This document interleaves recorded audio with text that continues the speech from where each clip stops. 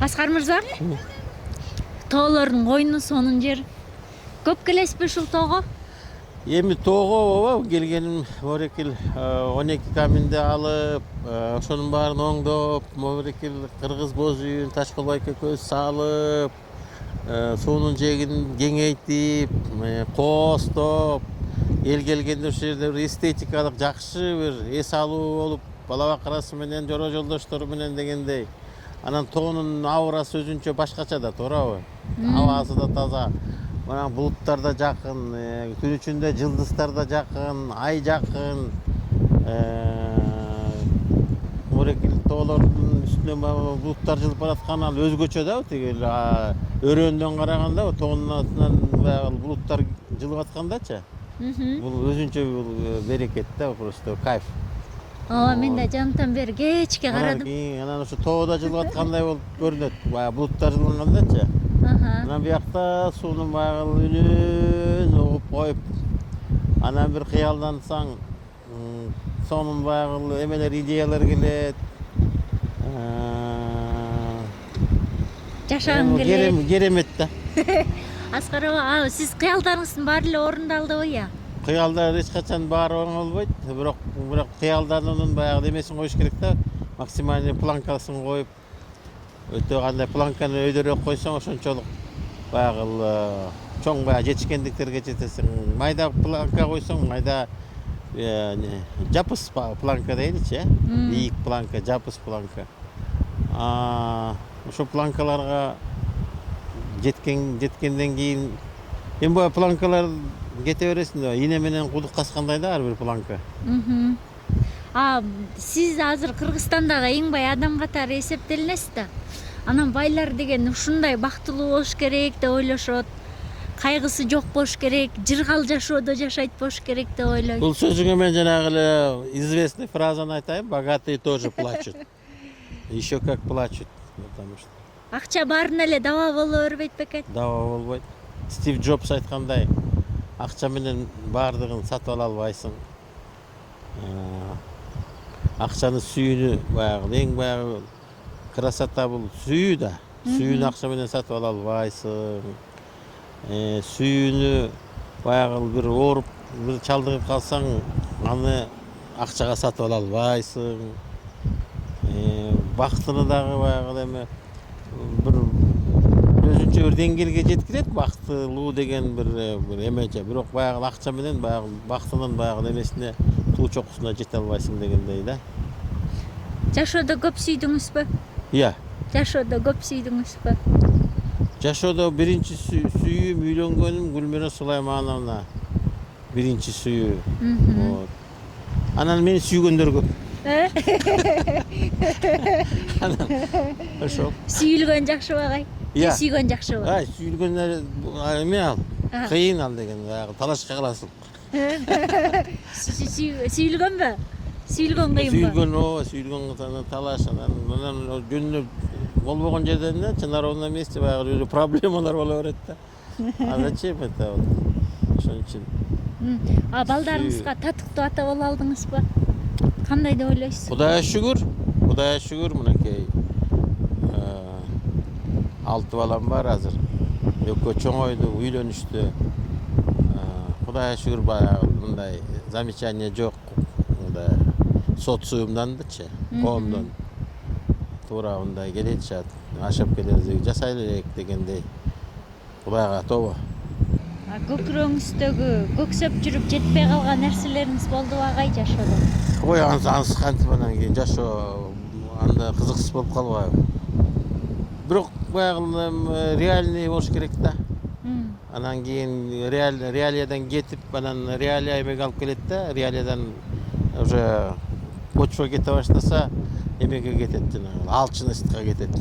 Тойбостукка кетет да. Тойбостук баягы түбүн билесиңер, баягы Индиянын бир кино мультфильми бар эле го, алтын керек деп, анан бир алтын така менен баягы алтын деп, анан кийин баягы алтынга көмүлүп, анан ошо менен өлөт.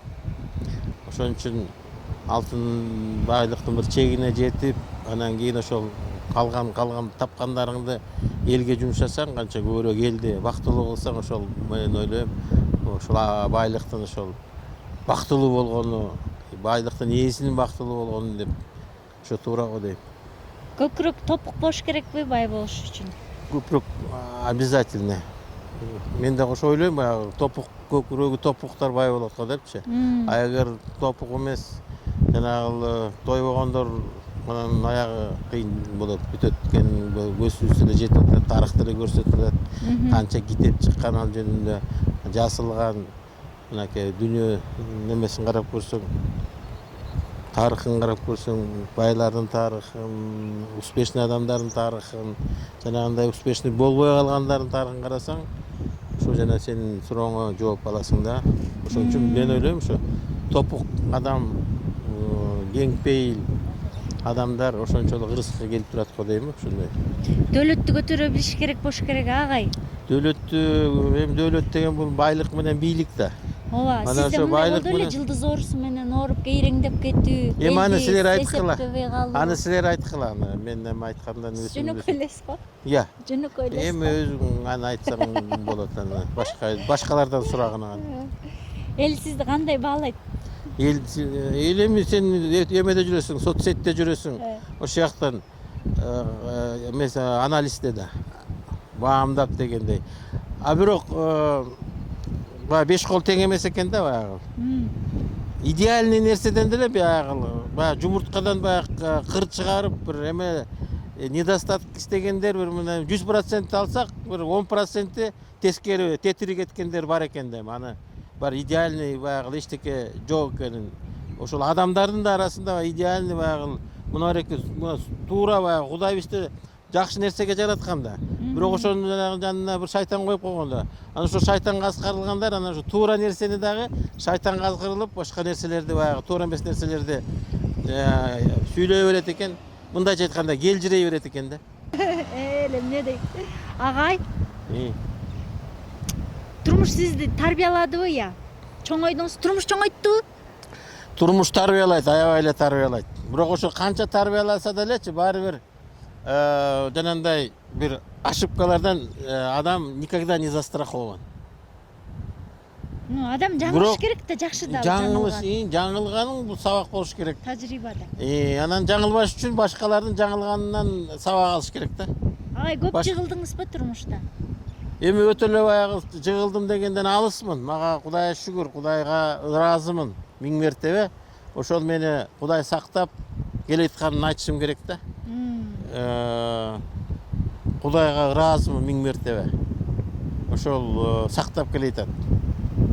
Дагы эле сактайт деген ойдомун, анткени бирок ошого жараша Кудайдын биз кандай тарбиялаган, жараткандай ошо жол менен жүрүшүбүз керек да. Ошол бирөөгө жаманчылык жасаба, не убий, оң жагыңа жер чапса, сол жагыңды тос дегендей ушундай бир нерселер мененчи. Момун, мусулман мынакей биздин динибиз болгондо момун болуш керек. Акырын иштериңди жасай беришиң керек. Бирөөлөр атаандашып, бирөөлөр менен мындай эметип тирешпеш керек. Өзүңдүн жумушуңду, өзүңдүн баягы немеңе ырыскың менен баары эле бай болбош керек да. Кедей деле бактылуу болот. Орто мындай байлар деле, орто жашагандар деле өзүнчө бактылуу болуш керек. Ошол Кудай берип атканга 1000 мертебе ыраазы болгондор ошолор бактылуулар деп мына айтылып атпайбы? Мен деле ошого кошулам, чынын айтканда. Чын. Колдобарды барктамайын, жараткан эмне берсе деле баркталбайт экен да. Бай бакыттын даамы чыкпайт экен деп билип калдым. Сонун экен. Но сумсак болбош үчүн жашоо эме болуш керек. Эмне болуш керек? Мындай өзүң эмес керек да, кызыктуу кылышың керек. Өзүң баягы мындай чыгармачылык иштешиң керек. Мен, например, азыр көп тармакта жүрөм. Билим берүүдө жүрөм, спортто жүрөм, маданиятта жүрөм, бизнесте жүрөм. Бардыгыма мен ачыкмын, жүрөгүм ачык. Ошол тармактардын бардыгын кичинекейинен бери сугарылып, китеп аркылуу сугарылып, бардык тармактар менен любой киши менен мен сүйлөшкөнгө даярмын. Бардыгыма мага мен өзүм вадалеймин, мен бардык ошо адамдар менен сүйлөшкөнгө ошолордон тарбия алып тажырая алганга дайым даярмын. Өзүм да ачыкмын, ачык кишилерди да жакшы көрөм. Колуңуздан келген иш аябай жакшы көрүп рахаттанып жасаган нерсеңер эмне? Азыр эми рахаттанган ошо эмне бизнес да. Мен аябай көп тармактуу. Алардын баардыгына туура баягы багыт берип туруш керек, айтып туруш керек. Анан ошол менен эле убакыт өтүп кетет. Анан азыр жолугушуулар көп. Жаштар келип жолугушуп, байке муну кандай кылсак, тигиндей кылсак, келип лекция менен жолугуп кеткиле, сиз менен баарлашат элек деген менен эле мынакей 24 сааттын бир 15 сааты кетип калып атат. Анан ушундай дем алыш күнү бала бакыраң менен чыгып, биртке аба жутуп, топ ойноп, достор менен сүйлөшөбүз, баарлашабыз. Ушул. Агай, Анан силердей кыздарды чогулуп калабыз. Тоже вдохновение получаем. Агай, бүгүн мени көрдүңүз да деп эле жакшы бизнес. Экөөбүз канча болду баягы? 2 бери көрө элек болчумун.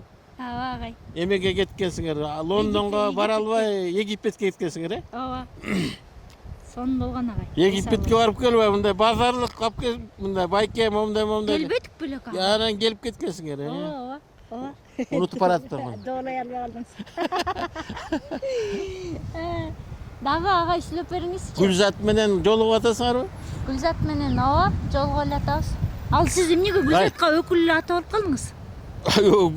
Гүлзат деген кыргызга дем берип аткан кызга мен үчүн өкүл ата болбойм. Ой, ошондой кыздар көбүрөөк болсо, сендей кыздар көбүрөөк болсо, элди мындай жакшы позитивке тарткан адамдарды эле ошондо эле көрө албай атат кыргыздарчы. Ой, ала ушундай болсун да биздин моорекил балдарыбыз, жигиттерибиз, кыздарыбыз. Тур кыргыз, иште кыргыз, жалкоолонбо. Давай вперед деген. Биз деген моорекилдей кыйын калкпыз. Кыйын өлкөбүздө анан кийин сүйлөбөсөк анан ким сүйлөйт бизди? Мен күйөөгө тийгенде өкүл ата болосузбу? Ошондой оюң барбы? Агай, эмнеге болбосун? Ой, сен күйөөгө тийсең 2 жолу өкүл ата болом. Ана, сөз бердик. Мына.